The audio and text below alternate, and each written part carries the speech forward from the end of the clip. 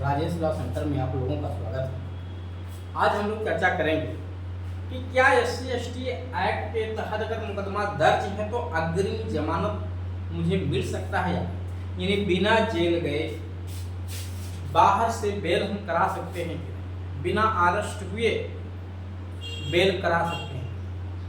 देखिए, बिना जेल गए बेल कराना और बिना गिरफ्तार हुए बेल कराने दोनों में अंतर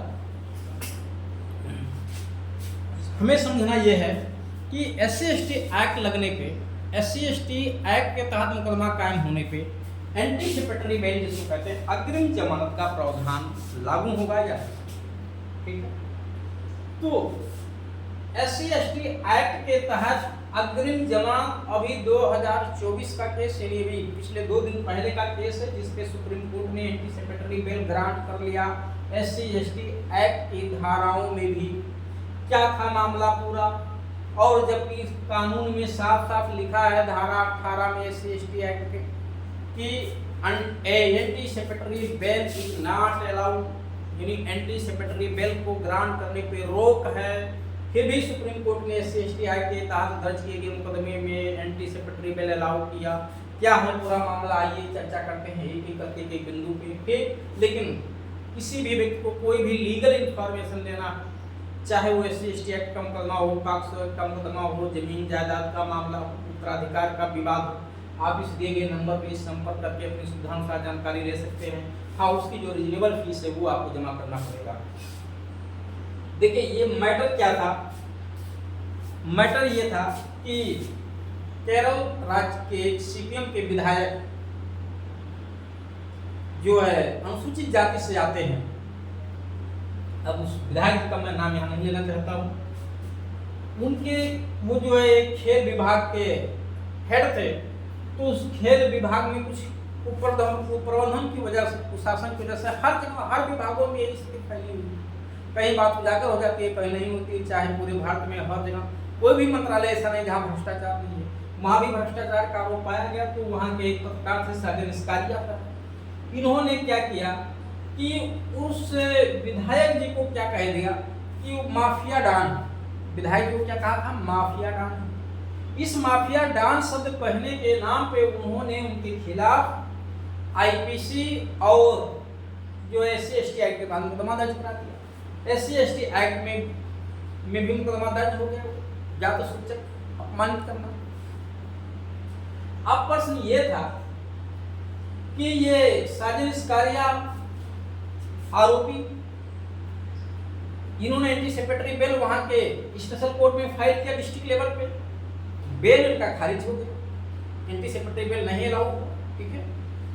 जो हाई कोर्ट ही भागे गए हैं, केरला हाई कोर्ट ने भी बेल खारिज कर दिया और कहा SC/ST एक्ट के तहत बेल एंटीसिपेटरी बेल नहीं अलाउ, धारा 18 साफ मना करती है। अब ये भागे सुप्रीम कोर्ट चले गए, पैसे वाले थे पत्रकार, पैसे की नहीं दिक्कत, सुप्रीम कोर्ट चले गए। सुप्रीम कोर्ट ने एंटीसिपेटरी बेल को एक्सेप्ट कर लिया, लेकिन कहा कि आपने धारा 18 का उल्लंघन कर दिया। नहीं, सुप्रीम कोर्ट ने यहाँ व्याख्या की, जो शब्द कहा गया था माफिया डॉन, कि माफिया डॉन शब्द कहने से क्या किसी व्यक्ति के जाति को गाली देना हो गया, जात के नाम से उसको कुछ अपमानित करना हो गया, उसकी जात को अपमानित करना हो गया माफिया डॉन कहना। तो सुप्रीम कोर्ट ने साफ साफ कह दिया कि माफिया डॉन कहना किसी व्यक्ति के जात विशेष का अपमान नहीं। अतः यहाँ पे SC/ST एक्ट का मुकदमा बनता ही नहीं। ये केवल और केवल मानहानि का मुकदमा हो सकता है, बट SC/ST का मुकदमा नहीं। और सुप्रीम कोर्ट ने इसी आधार पे बेल एंटीसिपेटरी अलाउ कर दिया। चलिए, मैं अपनी राय, मेरी राय क्या है इस टॉपिक पे, देखिए। SC/ST एक्ट धरती पे जितने भी लोग हैं, हर कोई सर्वप्रथम इंसान है, व्यक्ति है, ध्यान दीजिएगा। हम ब्राह्मण बाद में हैं, कुर्मी यादव बाद में हैं, SC धोबी बाद में हैं, हम सबसे पहले इंसान हैं। ये अलग की बात है कि हमारी इंसानियत को खत्म करके हमको यादव, कुर्मी, जाति, धोबी, कुम्हार ये सब पहचान में हमारे डाल दिया गया। लेकिन ब्राह्मण कि हम ब्राह्मण हैं, नहीं, हम पहले इंसान हैं, हमारे अंदर इंसानियत होनी चाहिए। तो जो व्यक्ति SC/ST कम्युनिटी से भी आता है वो भी एक इंसान है, उसके अंदर भी इंसानियत है, वो भी एक व्यक्ति मानव। वो SC बाद में है, ST बाद में है, पहले इंसान। अगर व्यक्ति भी कोई गलत करता है, समझिए, अगर कोई व्यक्ति गलत करता है तो उस व्यक्ति के नाम पे भी तो उस पर टीका टिप्पणी की जा सकती है कि नहीं? व्यक्ति के नाम पे टीका टिप्पणी करना, यार आप अच्छे इंसान नहीं, आपकी सोच अच्छी नहीं, आप बेईमान टाइप के व्यक्ति, गद्दार टाइप के व्यक्ति, माफिया दिखते, डॉन दिखते, बड़े मासूमियत, बहुत इंसानियत व्यक्ति, बड़े नेक व्यक्ति, बड़े सज्जन व्यक्ति,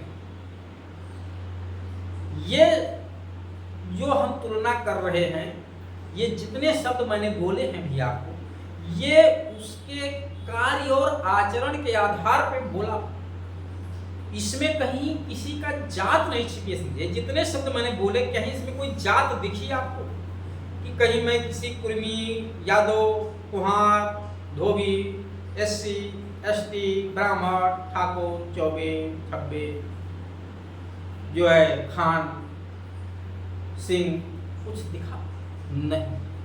केवल व्यक्ति के कार्य और आचरण के आधार पर इन शब्दों का बोध किया।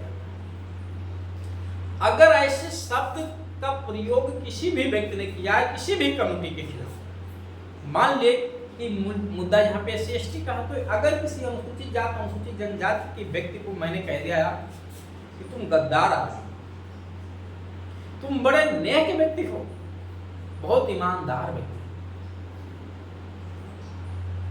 तुम बेईमान व्यक्ति, तो क्या वहां SC/ST एक्ट का मुकदमा लग जाना चाहिए? क्या वहां उसकी जात की यहाँ कोई झलक दिख रही है? बिल्कुल,